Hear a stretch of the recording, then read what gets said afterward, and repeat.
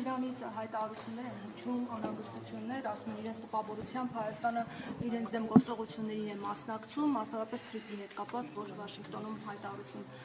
հաստատվեց, եւ ակնկալում է դեսպանը, որ կրկին հանդիպումներ կլինեն եւ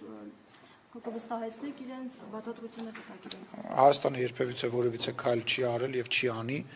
բարեկամական Իրանի ժողովրդի պետության նկատմամբ եւ որևիցե նմանատիպ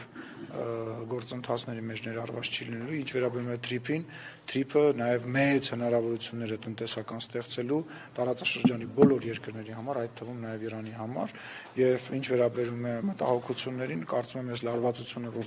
որ հիմա իրենց երկրում կա, ինչ որ ձևով երբ որ կհանգուցալուծվի, իրանք ավելի հստակ կտեսնեն, որ որևիցե նման բան գոյություն չունի։ Ես դեռ նորանշանակ դեսպանի հետ չեմ հանդիպել,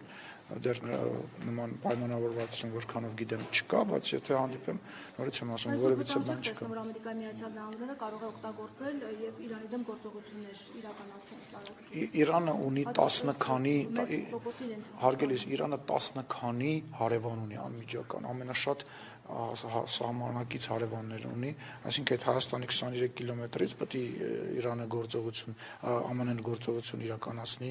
բանի Իրանի նկատմամբ, Իրանին վերջի գործողությունների ժամանակ, եթե չեմ սխալվում, իրանք ԱՄՆ-ից ինքնաթիռը թռավ, եկավ հասավ ստեղ, իր գործողությունը իրականացրեց, գնաց։ Հիմա ասենք իրենք են այդ վտանգը տեսնում։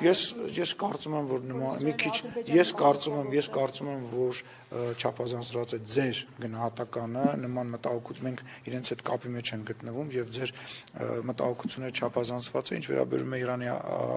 դեսպանի հայտարարությանը, ես արդեն ասացի, նաեւ երեք վարչապետն է մեկնաբանել, որևիցե բան վարչապետի մեկնաբանությանը ես չեմ ուզում ավելացնել։ Ասել, որ այդ ճանապարհը միջև այս հայտարարության կնքվել է, որ այդ ճանապարհը Զանգեզուրի միջանցքի տրամաբանությամբ է։ Լսեք, լավ էր արել ասել էր։ Չի, բայց չափազանցած։ Լսեք, դուք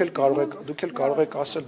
եք ասել, ու ես ձեզ պակաս հարգանքով չեմ վերաբերվում, քան իրանց ընդհանուր առմամբ որևիցե մի պաշտոնյան, շատ բան կարող եք ասել, ես էլ շատ բան կարող եմ ասել, չէ՞։ Սևով սպիտակի վրա գրած բան կա գրած, չէ՞։ Ինչ է դա։ Ասենք ԱՄՆ-ի արտաքին գործերի նախարարը պարոն Ռուբիոն բառացի բաներ է ասում, չէ՞, գրած է, չէ՞։ Եկեք ասենք, որ դա ընդհանրապես Ռուսաստանին է պատկանում։ Մեկնաբանենք, որ դա Ռուսաստանինն է, քանի որ Ռուսաստանը ստեղ ազդեցություն ունի, ինչ ցնդաբանություն ասես կարելի անել, թուղթ գոյություն ունի, արդեն 2 թուղթ ունի գոյություն ստորագրված։ Հիմա ասենք, մեր մեկնաբան կամ իրանց մեկնաբանելով չի։